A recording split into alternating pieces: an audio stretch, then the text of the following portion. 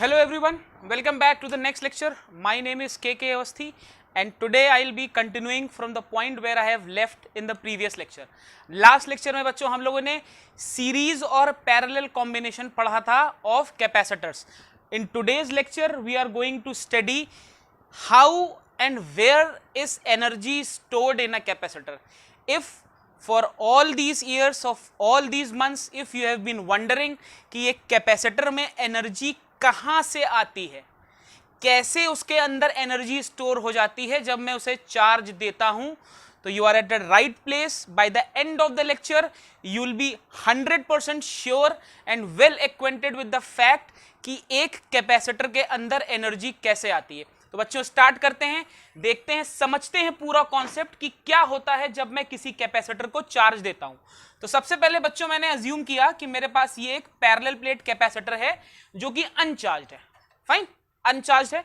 अब मैं इसे चार्ज कर सकता हूं बाय एनी मींस, मैं किसी भी तरीके से. I am not dwelling into that part. हम ये बिल्कुल भी डिस्कस नहीं करने वाले कि कैसे चार्ज कर रहे हैं. बाय एनी मींस मैं इस कैपेसिटर को चार्ज कर रहा हूं. कैसे चार्ज करूंगा? मान लिया मैंने इसे चार्ज करना शुरू किया, धीरे धीरे इस पर चार्ज आता गया. ये हम जानते हैं कि कैपेसिटर एक चार्ज स्टोरिंग डिवाइस है. दैट मींस अगर मैं इस पर चार्ज दूंगा तो ये चार्ज को स्टोर करता जाएगा और इसका पोटेंशियल भी चेंज होगा. क्लियर है? चलो लेट्स सी क्या होता है जब बच्चों मैं पहला पॉजिटिव चार्ज लाया था. इनिशियली मेरा कैपेसिटर अनचार्ज था, मैंने पहला पॉजिटिव चार्ज उठाया और इस कैपेसिटर के पास लाया, इसकी प्लेट पर लाया.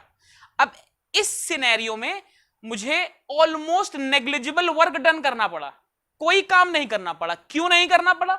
क्योंकि इस पॉजिटिव चार्ज के पास कोई भी रिपल्सिव फोर्स नहीं था. The field was empty. मैं लाया एक पॉजिटिव चार्ज, मैंने इसको रख दिया फील्ड में या उस पर्टिकुलर रीजन में. The work done was minimum, negligible. लेकिन बच्चों जब मैं दूसरा पॉजिटिव चार्ज लाया तब क्या हुआ? इस पॉजिटिव चार्ज ने इस पॉजिटिव चार्ज को अपोज किया, तो उस ऑपोजिशन फोर्स के अगेंस्ट मुझे कुछ काम करना पड़ा. कुछ काम करना पड़ेगा. वो वर्क डन कहां जाएगा? इस कैपेसिटर की एनर्जी के फॉर्म में स्टोर होगा. फिर मैं एक चार्ज और लाया. इस तरह में जैसे जैसे चार्जेस लाता गया मुझे ज्यादा से ज्यादा काम करना पड़ा. ज्यादा से ज्यादा काम करना पड़ा मतलब बच्चों ज्यादा से ज्यादा एनर्जी इन्वॉल्व हुई. वो एनर्जी अगर एक बार इन्वॉल्व हो गई तो सिस्टम में ही रहनी है, तो कहां गई? इसी कैपेसिटर में स्टोर हो गई. कहां पे स्टोर हुई? इसके बीच में एक इलेक्ट्रिक फील्ड जनरेट हुई. वहां पर जाकर वो एनर्जी स्टोर हो गई. मुझे देखना है कि कितनी एनर्जी एक कैपेसिटर में स्टोर हो रही है जब मैं कैपेसिटर को चार्ज कर रहा हूं. चलिए, तो पहली चीज तो मैं पहले भी डिस्कस कर चुका हूं, जब भी एनर्जी या वर्क की बात आएगी या पोटेंशियल की बात आएगी तो ये तीनों चीजें एक दूसरे से इंटर रिलेटेड ही होंगे. तो मैं मानता हूं, मुझे मालूम है बेसिक फॉर्मूला होता है V is equal to W by Q.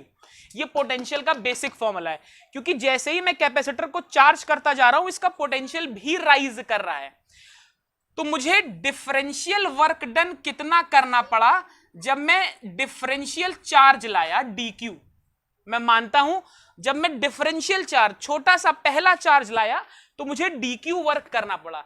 इस तरह पोटेंशियल इज स्केलर, एडिटिव है. जैसे जैसे मैं चार्जेस को सिस्टम में लाता गया मेरा पोटेंशियल राइज करता गया. तो अगर मुझे बच्चों टोटल चार्ज निकालना है, तो टोटल चार्ज या टोटल वर्क डन निकालना है, तो टोटल वर्क डन क्या होगा? डिफरेंशियल चार्ज को लाने में जितना वर्क करना पड़ा उसको मैं इंटीग्रेट कर दूं. राइट? अच्छा, तो अगर मैं इस इक्वेशन को इंटीग्रेट कर दूं तो delta W is equal to, right, यही आएगा, इसमें कोई डाउट नहीं है. चलिए, अब जीरो से डब्ल्यू मैंने लिमिट डिसाइड कर लिया, या नेक्स्ट स्टेप में लिमिट डिसाइड करेंगे. यहां पर देखें, this is a parallel plate capacitor, Q is equal to C V. Right? तो V को मैं क्या लिख सकता हूं? Q upon C. तो यहां पर मैं क्या लिख दूं? Q upon C into d q. dq। अब एक चीज देखिए, पैरेलल प्लेट कैपेसिटर का कैपेसिटेंस होता है epsilon nought a by d into k. ये capacitance, this is a constant area, dielectric material का value and separation. This capacitance या this capacitor is a constant, इसका वर्क से कोई लेना देना नहीं, चार्ज से कोई लेना देना नहीं। तो अगर ये कांस्टेंट है तो अगेन मैं इसे इंटीग्रेशन के बाहर ला सकता हूं, तो मैं इसको इंटीग्रेशन के बाहर ले आता हूं। अब मैं अपनी लिमिट लगाता हूं 0 0 W W, मतलब जब मेरा कैपेसिटेंस या कैपेसिटर पूरा चार्ज हो गया था तब Q था और मुझे वर्क करना पड़ा W।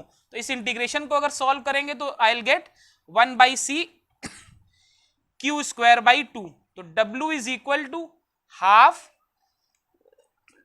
पूरा चार्ज में Q मान लेता हूं कैपेसिटर पे, तो this will be capital Q, half Q square upon C।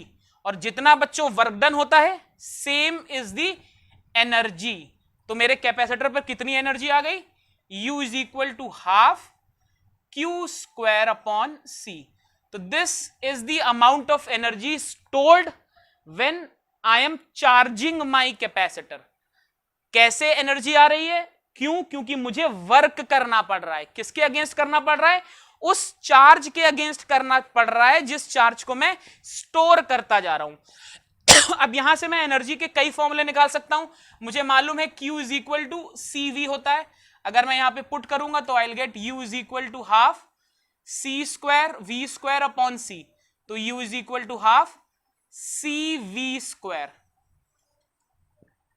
ठीक है, एक और फॉर्मूला मैं जानता हूं, यहां से C is equal to Q by V।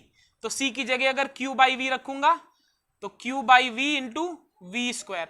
Energy का एक और फॉर्मूला है, U is equal to half Q into V।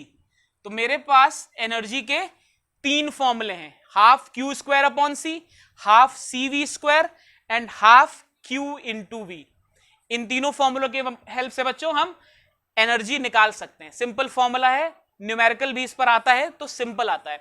एक और चीज आपको बताऊंगा, अगर मेरे कैपेसिटर सीरीज या पैरेलल में है तब उनमें कितनी एनर्जी स्टोर होगी। तो ध्यान से देखेंगे बच्चों, देखिए मैंने लास्ट लेक्चर में आपको बताया था कि सीरीज कनेक्शन में चार्ज कांस्टेंट होता है। तो जब कभी भी मुझे टोटल एनर्जी निकालनी है एक ऐसे कॉम्बिनेशन में जहां कई कैपेसिटर्स सीरीज में हैं, तो मैं बच्चों वो फॉर्मूला सोचूंगा जिसमें मुझे एक टर्म कांस्टेंट मिले। तो अगर सीरीज कनेक्शन है, अगर सीरीज कनेक्शन है तो आप देखो सीरीज में चार्ज कांस्टेंट रहता है, तो मैं ये फॉर्मूला तो नहीं लगाऊंगा क्योंकि मुझे एक भी वैल्यू कांस्टेंट नहीं मिल सकती। तो मेरे पास दो ऑप्शन है, या तो ये फॉर्मूला या तो ये। इसको अगर मैं 1 बोल दूं, इसको 2 बोल दूं और इसको 3 बोल दूं, तो मेरे पास दो ऑप्शंस हैं, या तो मैं 1 यूज करूं या तो मैं 3 यूज करूं। बट प्रिफरेबली हम 1 यूज करते हैं क्योंकि कैपेसिटेंस हमेशा गिवन होता है। In most of the cases आपको कैपेसिटेंस गिवन होगा, Q कांस्टेंट होगा, कैपेसिटेंस गिवन होगा, तो मेरे पास बेस्ट फॉर्मूला है 1। तो U is equal to half Q square upon C, या इसको कैसे लिख सकता हूं, half Q square into 1 upon C। अब अगर मेरे पास एक से ज्यादा कैपेसिटर्स कनेक्टेड हैं तो 1 अपॉन C की जगह क्या हो जाएगा बच्चों, 1 upon C1 plus 1 upon C2 plus जितने भी कैपेसिटर्स कनेक्टेड हैं। तो अगर मैं इसे मल्टीप्लाई करूं तो half Q square upon C1 plus half Q square upon C2 and so on. तो what I get is U is equal to U1 plus U2 and so on. That means अगर series connection है तो मेरी total energy will be the addition of the individual energies. Clear है? देखता हूं अगर parallel है तो क्या होता है। अगर बच्चों पैरेलल है तो मुझे मालूम है पैरेलल में पोटेंशियल कांस्टेंट है, V कांस्टेंट है, तो मुझे वो फॉर्मूला सेलेक्ट करना है जिसमें V है। तो ये फॉर्मूला तो हो ही नहीं सकता मेरे पास 2 और 3 बचा, but in most of the cases मुझे कैपेसिटेंस दिया होता है, तो मैं कौन सा फॉर्मूला प्रेफर करूंगा, सेकेंड फॉर्मूला। यहां पर एनर्जी कैसे निकालूंगा, हाफ CV स्क्वायर। ठीक है, V स्क्वायर कांस्टेंट है तो हाफ V स्क्वायर। अब अगर मेरे पास कई कैपेसिटेंस हैं तो C1 plus C2 and so on. देखिए मुझे मालूम है सीरीज में ये इफेक्टिव कैपेसिटेंस होता है, पैरेलल में ये कैपेसिटेंस होता है, तो मैंने सीधे 1/c की जगह इफेक्टिव वैल्यू लिखी, मैंने सीधे c की जगह इफेक्टिव वैल्यू लिखी। यहां से भी I will get u is equal to u1 plus u2 and so on. That means चाहे मेरे कनेक्शन सीरीज में हो, चाहे मेरे कनेक्शन बच्चों पैरेलल में हो, I am always going to get the same value of the total energy. Logic क्या है, मुझे सीधे टोटल एनर्जी को ऐड कर देना है। क्लियर है बच्चों? तो this was all about the energy stored in a capacitor. हमने सीरीज पैरेलल दोनों के केसेस में देख लिया। Individual single parallel plate capacitor में कितना एनर्जी स्टोर होता है वो भी हमने देख लिया है। Go through the lecture, make your notes. In the next lecture it will be a very short lecture जहां पर बच्चों हम एनर्जी डेंसिटी डिस्कस करेंगे। एनर्जी डेंसिटी में ही हम देखेंगे कि कैसे एनर्जी इलेक्ट्रिक फील्ड में स्टोर हो रही है। बहुत छोटा सा डेरिवेशन है बट बहुत इंपॉर्टेंट है। क्लियर है? Till then, stay safe and please don't forget to subscribe the channel for more such informative videos. Thank you.